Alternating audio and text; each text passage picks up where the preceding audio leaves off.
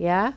Kemudian adanya terminal untuk bus ataupun dermaga. Dengan adanya kebutuhan ruang sebagai penunjang sarana dan prasarana tadi, maka diperlukan pembangunan prasarana transportasi. Nah, dengan adanya pembangunan sarana transportasi tadi mengubah kondisi wilayah lahan-lahan produktif ya, seperti lahan pertanian, perhutanan dibuat menjadi jalan. Sebagai contoh, jika kalian pergi ke wilayah Bandung, dari Jakarta ke Bandung itu melewati jalan tol Cileunyi. Awalnya daerah tersebut adalah daerah perhutanan dan persawahan. Karena untuk mendukung ini tadi ya, mendukung perkembangan teknologi sarana transportasi, maka dibuatlah jalan. Itu dalam rangka memperingati berdirinya ASEAN yang ke-50 ya, untuk ke wilayah Bandung. Itu dilaksanakan untuk memperingati 50 tahun berdirinya ASEAN di Gedung Merdeka Bandung. Ya, maka dibuatlah jalan tol Cileunyi tersebut ya, untuk memudahkan transportasi dari Jakarta ke Bandung dengan waktu tempuh yang lebih cepat ya. Contoh lain, di beberapa negara jaringan-jaringan lalu lintas transportasi sudah canggih. Mungkin kalau kalian bisa lihat di YouTube atau di Google ya, maupun aplikasi yang lain seperti di Singapura, di Thailand, di Malaysia ya, mereka sudah mengembangkan transportasi kereta api baik darat maupun bawah tanah. Di Indonesia sudah ada ya, contohnya di Jakarta ya, seperti itu. Selanjutnya, pengaruh perkembangan ilmu dan teknologi terhadap perubahan ruang dalam hal teknologi komunikasi.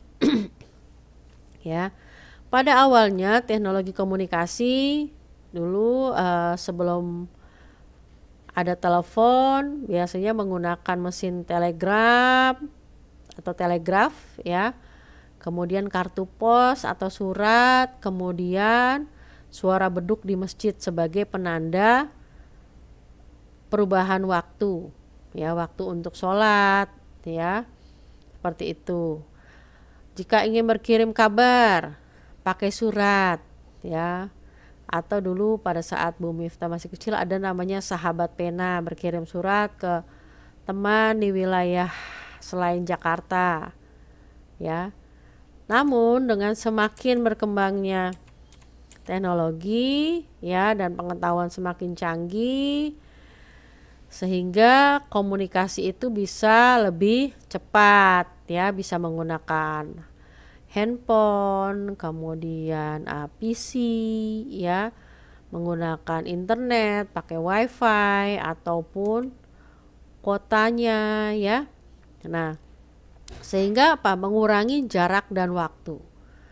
Dulu pada saat berkirim surat, misalnya mau berkirim surat ke saudara di wilayah Banten misalnya, membutuhkan waktu 3 hari atau 1 minggu. Tapi sekarang dengan adanya kecanggihan teknologi komunikasi, kalian bisa menghubungi saudara atau teman kalian yang berada di Banten dalam waktu hitungan detik atau menit, tergantung pada saat mereka menerima telepon kita lebih cepat atau tidak ya. Nah, perkembangan alat-alat teknologi ini memberikan kemudahan baik dalam hal jarak atau waktu, apalagi pada saat sekarang di masa pandemi seperti yang kita lakukan komunikasinya melalui Google Meet, Zoom, kemudian WA, kemudian Telegram seperti yang kita lakukan ya, melalui YouTube pembelajarannya ya. Itu membuat tidak adanya jarak, ruang dan waktu. Kita bisa melakukan telekonferensi atau Zoom ya dengan teman kalian mungkin yang berada di luar Indonesia, misalnya ada di Singapura, di Malaysia, di Brunei ya, melalui Zoom atau Google Meet.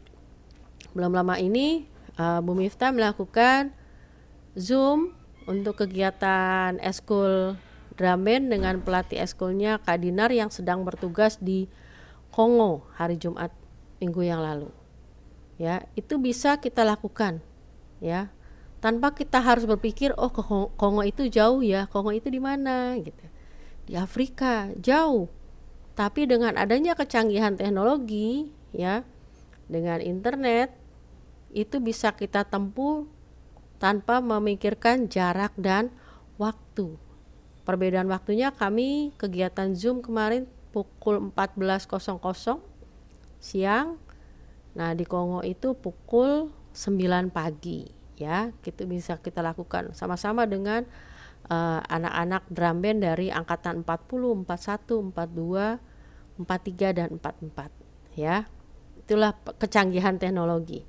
Tetapi teknologi komunikasi ini juga bisa membuat kerugian, antara lain mengurangi intensitas interaksi secara langsung dalam masyarakat.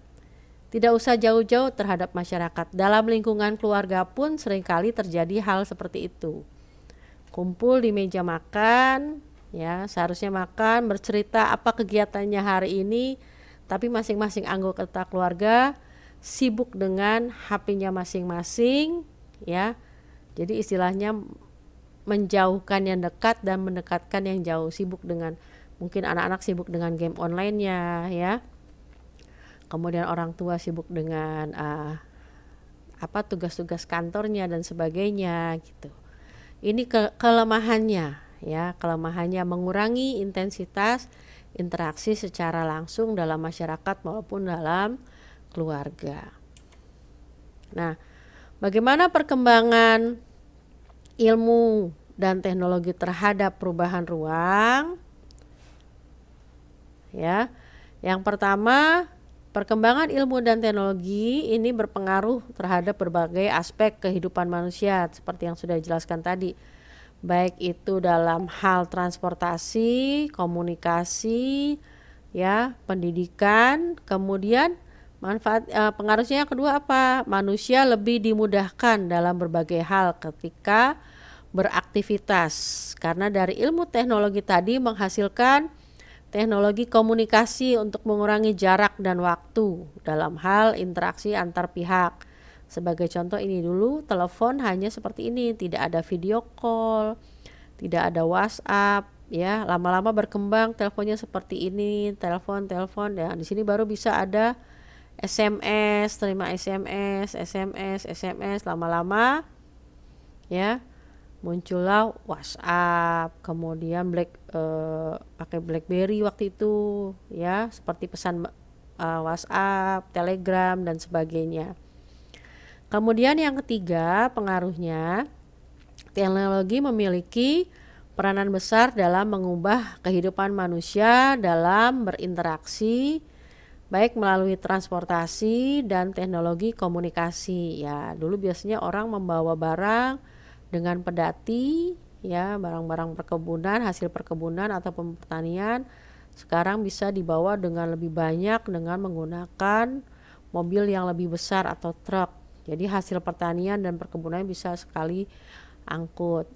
Yang keempat, teknologi transportasi dimanfaatkan untuk memindahkan barang dan manusia dari satu tempat ke tempat yang lain ya. Ini contohnya. Kemudian yang kelima, teknologi komunikasi dimanfaatkan untuk bertukar informasi seperti yang kita lakukan sekarang.